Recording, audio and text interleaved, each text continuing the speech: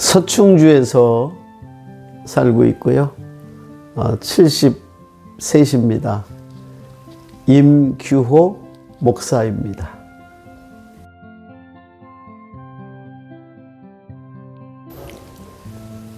저는 충남 아산에서 태어나서 부모님이 하는 과수원에서 어린 시절을 지냈습니다. 그래서 어린 시절에 그 과수원의 그 아름답고 그 풍요로운 것이 늘 기억되어서 커서는 큰 농장을 하고 싶었던 것이 제가 어렸을 때에 갖고 있었던 꿈이었었습니다.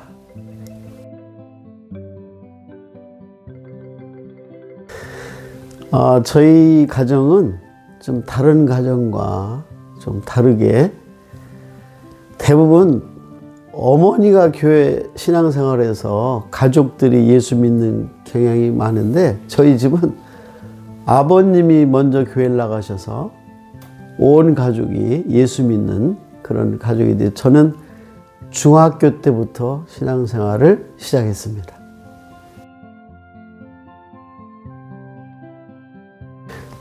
중학교 때부터 신앙생활을 시작했기 때문에 고등학교 또 청년 시절 이때가 저로서는 기억에 남는 신앙생활로 말씀드릴 수 있겠습니다.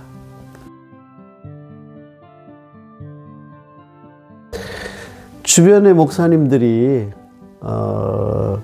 너는 목회자가 되면 좋겠다. 성품적으로나 그런 권면을 담임 목사님뿐만 아니라 주변에 아는 목사님들이 많이 권하셨습니다. 그래서 처음에는 천안에 있는 나사렛 신학대학을 입학했다가 감리교회에서 목회를 하게 되므로 협성대로 편입을 해서 목회를 시작하게 되었습니다.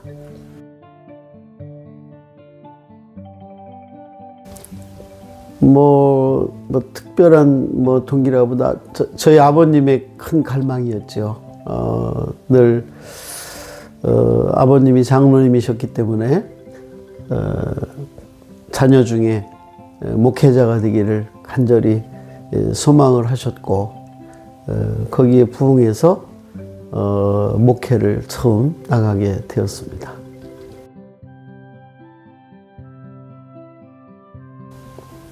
(1983년도에) 강산교회, 두 번째 신정교회, 세 번째 대장교회, 네 번째 서울 강남에 있는 임마누엘 교회를 마지막으로 은퇴하게 되었습니다.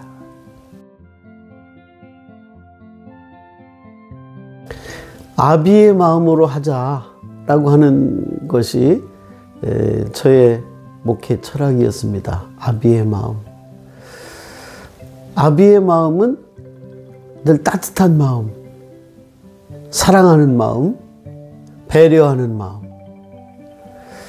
그것이 저로서는 예수님과 같은 마음이다 생각을 했습니다. 그래서 아비의 마음으로 하는 목회자가 되자 했습니다.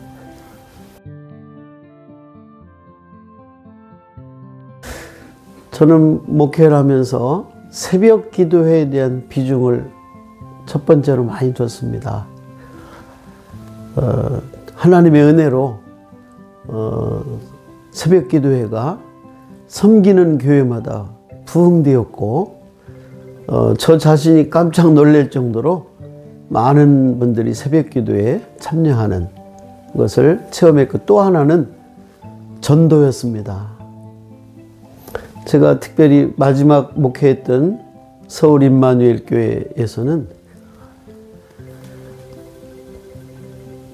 처음에 부임해서 3년 동안은 하루도 걸르지 않고 비가 오나 눈이 오나 추우나 더우나 3년 동안을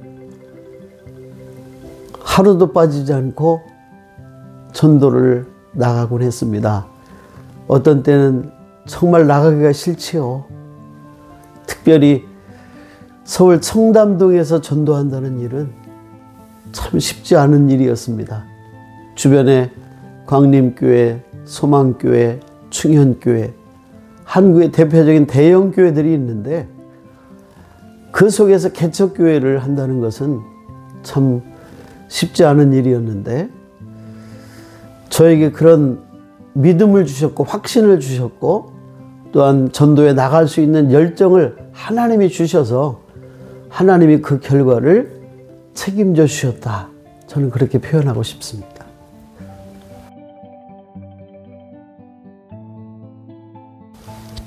서울에 올라가서 목회를 시작할 때가 저 목회 여정 속에 가장 힘든 시기였습니다.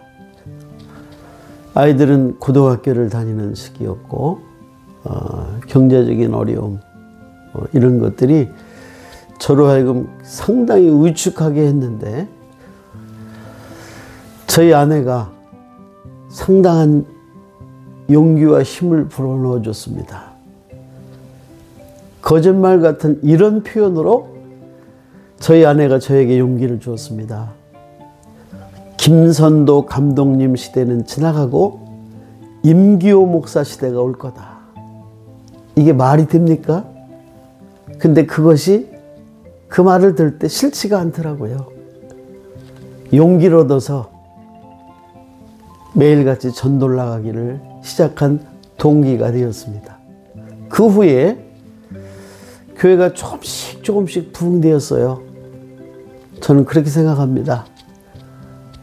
빨리 부흥되었으면 제가 교만하고 우쭐하는 성격이라 하나님이 그걸 아셔서 참 마디게 교회 부흥에 이어져 갔고 처음에 임대교회로 서울에서 시작했는데 그 교회를 부임하고 5년 만에 2002년도에 12억이 소요되는 교회를 매입하게 되는데 그 과정이 저로서는 참 힘들고 어려운 그런 시기였습니다.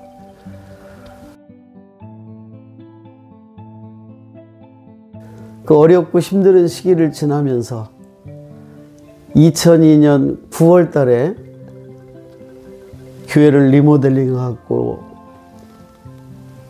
처음 이사를 했을 때 그때는 천하를 다 얻은 것 같았고 너무나도 감사했었습니다. 저뿐만 아니라 온 교인들이 다 감동해서 함께 울기도 했지요.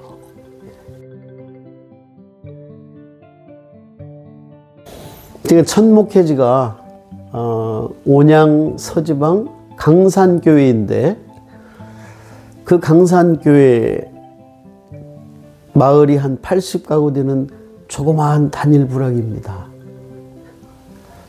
거기에서 추석하는 최흥순이라는 집사님이 계셨습니다. 연세는 70이 넘으셨고요. 근데 이분은 장날이 되면 온양의 5일장에 항상 갔다 오셨어요. 장에 갔다 오시면 저녁 때쯤 냄비 하나를 들고 교회로 오십니다. 동태를 사서 가운데 토막은 그 당시 전도사이긴 저희 가정이 갖다 주셨고 당신은 항상 꼬리와 머리로 식사를 하며 만족하셨던 그 집사님의 사랑과 정성은 제가 갈비도 대접 받아보고 목회를 하면서 많은 풍성한 대접을 받아보았지만 그 집사님의 동태 가운데 토막의 찌개는 지금도 잊을 수 없는 감격적인 식사였습니다.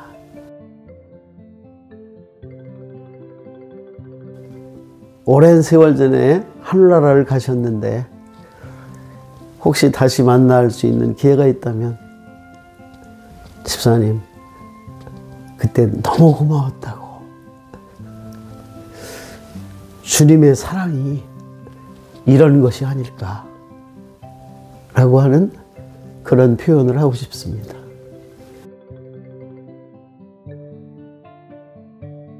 마지막으로 섬겼던 임마누엘 교회에서의 23년의 목회를 하나님의 은혜로, 하나님의 전폭적인 도우심으로 잘 마무리할 수 있었던 것이 감사하며, 교회의 많은 배려와 사랑으로 은퇴 이후의 생활을 만족하게, 감사하게, 행복하게 잘 지내고 있습니다. 네, 저는 하나님께서 타고난 건강을 주신 것 같습니다. 그래서 건강하게 잘 지내면서 특별히 하는 남다른 운동은 없고요.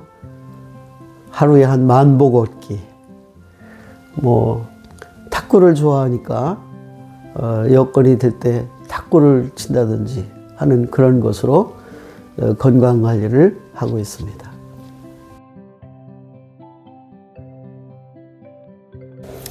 예, 저 막내가, 제가 3남매를 두었는데, 큰딸은 결혼해서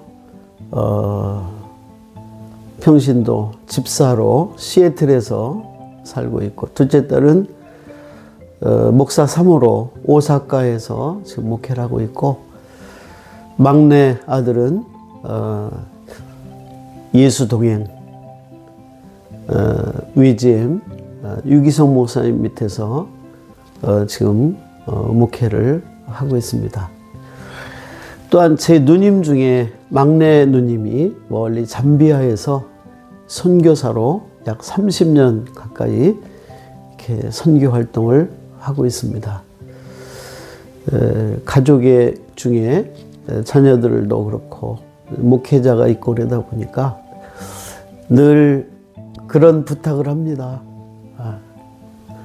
늘 주님과 동행하는 그런 삶을 살자. 또한 그러한 너희들의 목회 현장이 되기를 소망한다. 그렇게 매일 가정 예배를 드리면서 자녀들을 이름을 하나하나 부르며 그렇게 기도하고 있습니다.